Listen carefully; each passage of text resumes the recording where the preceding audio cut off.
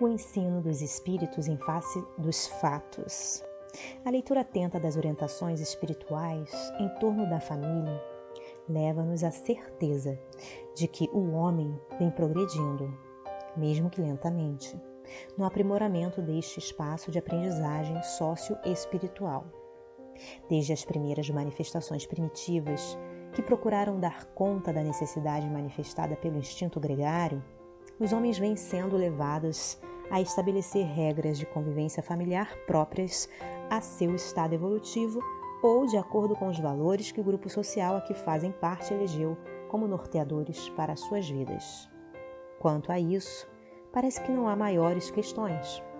Esclarecidos pela visão espírita de homem e de mundo, de justiça e de imortalidade, somos ainda envolvidos pela imensa quantidade de informações organizadas disponibilizadas pelos sistemas informatizados e pela internet. Visto por este ângulo, pode parecer que as dificuldades não possuem solução imediata. Talvez assim seja. O que não pode acontecer, nem por um momento sequer, é imaginar que o barco está à deriva. Diz-nos Joana de Ângeles que nada se perde na natureza, especialmente no que diz respeito aos investimentos do amor. Ocorre que somente reduzido o número de pessoas se prepara convenientemente antes de intentar o consórcio matrimonial. A ausência deste cuidado quase sempre ocasiona o desastre imediato de consequências lamentáveis. Neste ponto, é indispensável o esclarecimento quanto à importância da família e, por conseguinte, do casamento na vida física, considerando que ainda existe a ideia equivocada de que o casamento é um acontecimento determinístico da vida das criaturas, que ele está rigidamente definido, que é um evento que devemos esperar surgir e que devemos deixar-nos levar pela vida quando nele estivermos. Esses equívocos doutrinários precisam ser superados. Em nosso trabalho anterior, em 2013, tivemos a oportunidade de apresentar a interessante entrevista de Divaldo Franco, que esclareceu sobre serem os casamentos e nascimentos programados rigidamente, estudando a questão pela óptica do princípio e não da fatalidade. Explica-nos ele. O casamento obedece a vários critérios.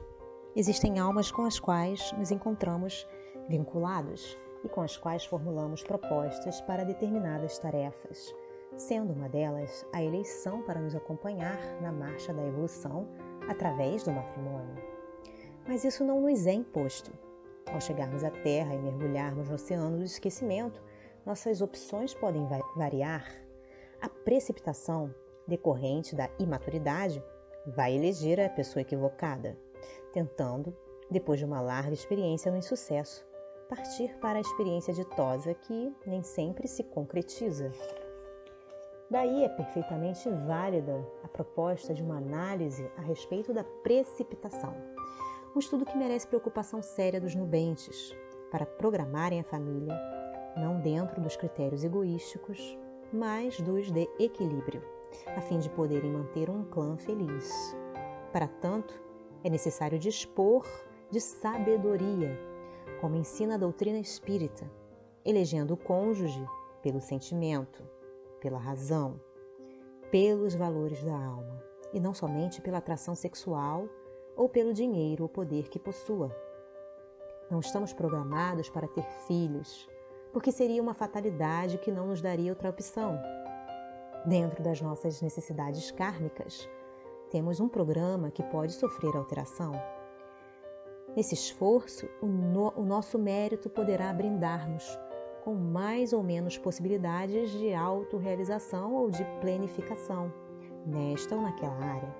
Daí deveremos ter os filhos que possamos manter, educar, não apenas nos reproduzirmos e deixarmos que, através da reencarnação, em vez desses espíritos adquirirem recursos para evoluir, mais se compliquem, particularmente, reencarnem-se em lugares cujos fatores criminógenos possam contribuir psicologicamente e sociologicamente para processos degenerativos, desequilibrados e perturbadores. Pela mesma razão, o casamento não é uma imposição, onde se determine casar com essa ou aquela pessoa. Há uma livre opção. É necessário convir que a precipitação leva a resultados não programados e a ausência de decisão faz que sejam alteradas as leis do equilíbrio. Escreve a veneranda Joana de Ângeles sobre este mesmo tema que, organizada a família antes da reencarnação, quando são eleitos os futuros membros que a constituirão, ou sendo resultado da precipitação e imprevidência sexual de muitos indivíduos, é sempre o santuário que não pode ser desconsiderado sem graves prejuízos para quem lhe perturbe a estrutura. Parece ficar claro que, primeiro, há duas vias possíveis de formação da família, a planejada anteriormente e a acidental. E também fica claro que qualquer que seja a via de acesso à família, ela precisa ser considerada na sua função principal. Essas possibilidades se justificam pelo fato de que as decisões que se constituem ou resultam nas rotinas chamadas provacionais são mais sensíveis das decisões cotidianas das criaturas, diferenciando-se dos fatos que são chamados de expiatórios, que devem alcançar as criaturas por conta de contingências educacionais necessárias e que estão fora do alcance comum das decisões, mas não desconectadas da lógica e da justiça divina amorosa que sempre preside nossos destinos. Sobre essa diferença, cujo melhor entendimento nos remete à necessidade de refletirmos sobre as nossas próprias escolhas, a benfeitora Joana de Ângeles escreve que a aprovação é a experiência requerida ou proposta pelos guias espirituais antes do renascimento corporal do candidato. Examinadas as fichas de evolução, avaliadas as suas probabilidades de vitória e recursos ao seu alcance para o cometimento. Apresenta-se como tendências, aptidões, limites e possibilidades sob controle, dores suportáveis e alegrias sem exagero que facultem a mais ampla colheita de resultados educativos. Nada é imposto, podendo ser alterado o calendário das ocorrências, sem qualquer prejuízo para a programação iluminativa do aprendiz. As expiações, todavia, são impostas, irrecusáveis, por constituírem a medicação eficaz, a cirurgia corretiva para o mal que se agravou. Sobre este tema, vale lembrar o ensinamento do espírito André Luiz, quando de seu estágio descrito em Os Mensageiros. Surpreso pelo que encontra na organização espiritual, no campo da preparação para as futuras encarnações, ouve de Vicente, seu colega de trabalho, que o Ministério do Esclarecimento possui setores especializados como as escolas para a maternidade e as escolas para a paternidade, visto que grandes massas de irmãos examinam o quadro de tarefas perdidas e recordam com lágrimas o passado de indiferença ao dever. Apesar de haver preparação prévia para as funções a ser desempenhadas no espaço especialíssimo da família, corre-se o risco de nunca formar a família planejada e, formando outra família, não se alcançar o êxito necessário nesta oportunidade. Assim sendo, o caminho da construção da família pelas vias do casamento é, na verdade, um processo para o qual fomos preparados previamente no mundo original. Ocorre que o esquecimento do passado é um fato e deixamos transparecer aquilo que efetivamente sentimos e pensamos, bem aquilo que, por afinidade ou por escolha atual, somos capazes de perceber à nossa volta e buscar como objetivo de vida. Por outro lado, não há escolas de preparação para a formação da família física.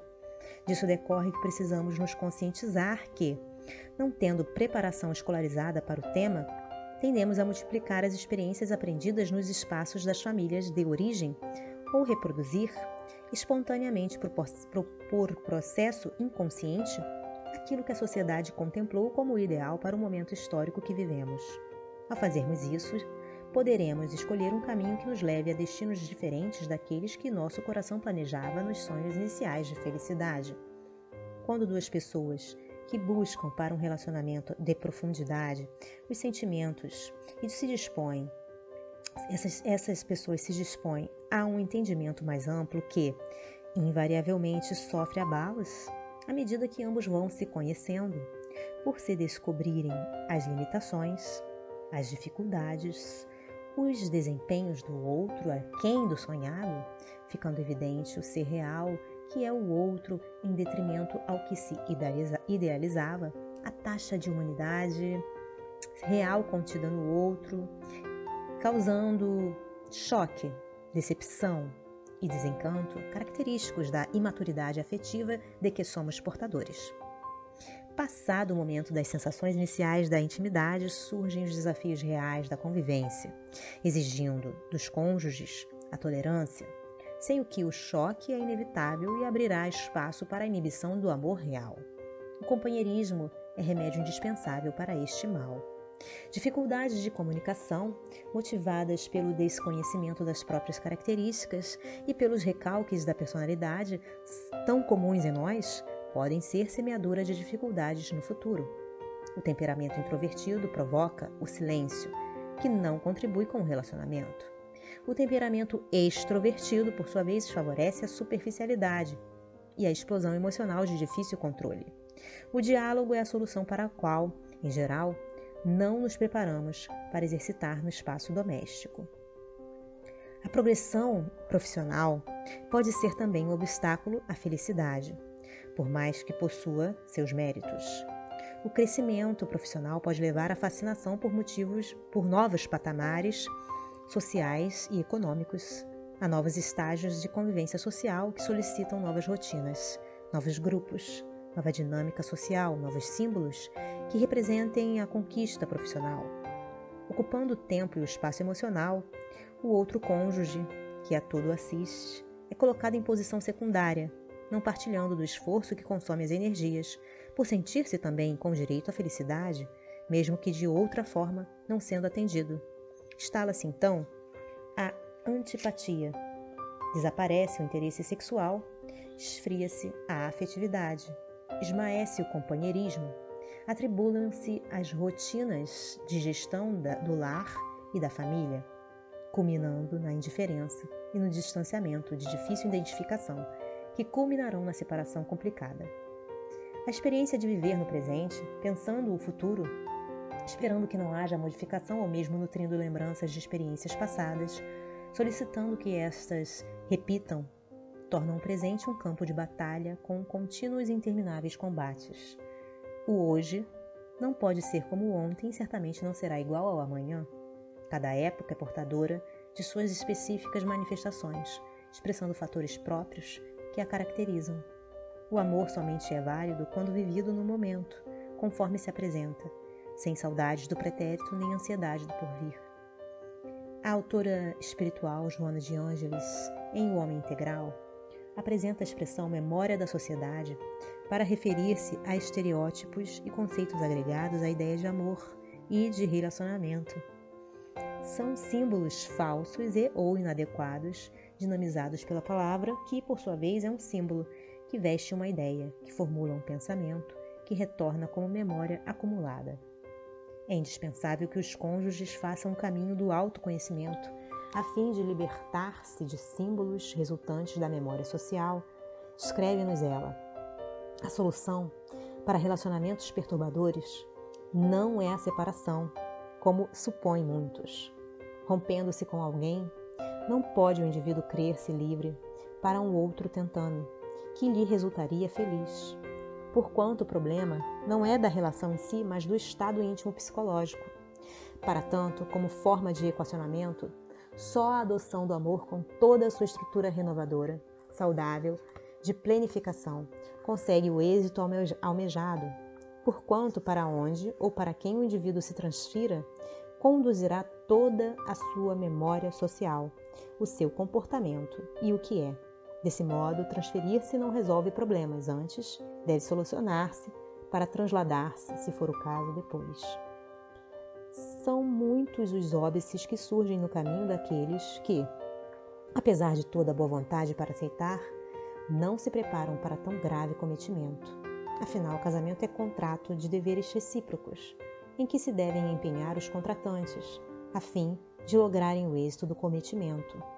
Ocorre que não houve o ajuste prévio sobre as regras a seguir, sobre os limites a respeitar, sobre o modelo de família a perseguir, sobre o tempo a ser reservado para a atenção necessária à relação e ao outro, etc. Assim sendo, muitas vezes o divórcio é visto como solução para o que já se encontra separado por absoluta incapacidade dos cônjuges de liderarem com a reprogramação da vida conjugal agora sobre outro prisma. Essa decisão pode evitar problemas maiores, como as separações litigiosas, mas não isentará os cônjuges dos resultados futuros da decisão. Volverão a encontrar-se, sem dúvida, quiçá em posição menos afortunada oportunamente. Se, ao final de tudo, perceber que não é mais possível que a afetividade impere na relação conjugal, que o companheirismo não anime os momentos de contato ou mesmo que o interesse pelo contato físico foi substituído pela indiferença, reavalie as posições e propõe, sob nova ótica, da dor pela separação iminente e pela falência dos sonhos, por inabilidade e despreparo, repactuar as regras da relação, buscando auxílio na oração e na terapêutica especializada, se necessário. A família vale o esforço, vale o reconhecimento dos erros, vale a dedicação que pode refazer o estado de alegria indispensável à construção da felicidade conjugal. Afinal, vale a pena aprender a amar, aprender como se ama e aprender como se expressa o amor. É comum dizer-se, frente aos problemas surgidos em relações duradouras, que o amor não existe mais e por isso a separação apresenta-se como inevitável. Será o caso então de recomeçar-se o amor, desconsiderando os sentimentos feridos e magoados, descobrindo novas fontes de inspiração, particularmente havendo prole para cuidar. Não sendo isso possível, diz-nos a benfeitora, liberta aquele a quem ama e ensina ainda. Pessoas adultas, psicologicamente amadurecidas, agem, portanto, com equilíbrio, sem precipitação, tanto no que diz respeito aos relacionamentos que se iniciam após reflexões e análises cuidadosas, quanto às separações de natureza harmoniosa, com gratidão pelas horas felizes que experimentaram juntos. Com atitudes desse porte, a sociedade preservará sempre os laços de família, havendo ou não prole como recurso básico para a constituição de grupos felizes, que aprendem a amar-se e a respeitar-se dentro dos parâmetros da liberdade de escolhas afetivas.